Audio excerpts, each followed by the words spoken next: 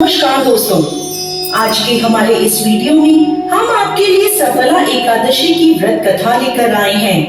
एक समय की बात है जब महाराज युधिष्ठिर भगवान श्री कृष्ण से अत्यंत महत्वपूर्ण प्रश्न पूछते हैं। हे जनार्दन, पौष मास के कृष्ण पक्ष में कौन सी एकादशी आती है और किस प्रकार इसका पालन करना चाहिए?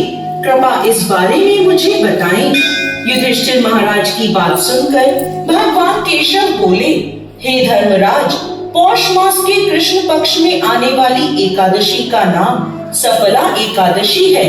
इस एकादशी के दिन भक्तों को भगवान नारायण के विग्रह की पूजा अर्चना करनी चाहिए। मैं आपको सफला एकादशी की पौराणिक कथा सुनाता हूँ, ध्यान पूर्वक सुनिए। एक समय चंपावती नाम की एक सुंदर नगरी थी, जहाँ माहेश्वर नाम के एक अत्यंत पराक्रमी और धर्मनिष्ठ राजा राज्य करते थे। उनके 4 पुत्र थे।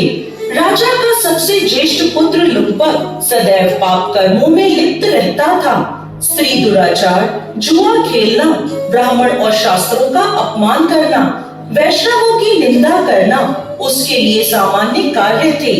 उनके इन पाप कर्मों का असर राज्य पर पड़ने लगा। एक दिन राजा माहिष्मत ने उसे अपने राज्य से निष्कासित कर दिया। लुम्पक राज्य के बाहर के एक जंगल में रहने लगा, लेकिन अभी भी उसकी पापमय प्रवृत्ति में कोई कमी नहीं आई। वो दिन में जंगल के प्राणियों का शिकार करता और उनके मांस का भक्षण करता था, और रात्रि के समय नगर में जाकर लूटपाट करता था। अनेक बार लोगों ने उसे चोरी और लूटपाट करते पकड़ा भी था, लेकिन लुम्पक के पाप कर्मों का अंत नहीं हुआ। वो जंगल में एक अति प्राचीन विशाल भगवान श्री हरि के प्रिय पीपल के पेड़ के नीचे रहता था। इस प्रकार काफी समय बीत गया। आखिरकार उसके जीवन के परिवर्तन का समय आ ही गया। एक दिन संयोगवश पौष मास की ठंड के कारण वो सारी रात सो नहीं पाया। शीत लहरों से बचने के लिए उसके पास पर्याप्त वस्त्र नहीं थे। पौष कृष्ण पक्ष की दशमी के दिन वो सारी रात जागता रहा।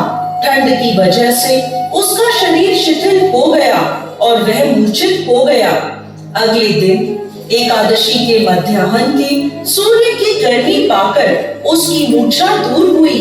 गिरता पड़ता वो भोजन की तलाश में निकला। पशुओं को मारने में असमर्थ था, अतः पेड़ के नीचे गिरे हुए फल उठाकर वो वापस उसी पीपल के वृक्ष के नीचे आ गया। उस समय तक सूर्यास्त हो चुका था। इस असहाय स्थिति में अपने पूर्व जन्म के कर्मों के कारण उसने भगवान नारायण को याद किया और कहने लगा, हे प्रभु, मेरी क्या स्थिति हो गई है? अब यह फल आप ही को अर्पण है। इन फलों से आप ही तृप्त हो जाइए। उस रात्रि भी ठंड के कारण वो सारी रात जागता रहा और भगवान का स्मरण करता रहा। इस प्रकार अनजाने में उसका एकादशी के व्रत का पालन हो गया। अनजाने में की गई इस तपस्या से भगवान प्रसन्न हो गए।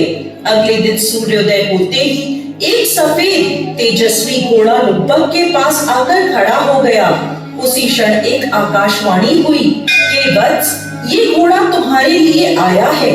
भगवान नारायण की असीम कृपा और सफला एकादशी का नियम पूर्वक पालन करने के कारण तुम्हारे समस्त पाप नष्ट हो गए हैं। अब तुम इस घोड़े पर सवार होकर अपने पिता के पास अपने नगर में वापस चले जाओ।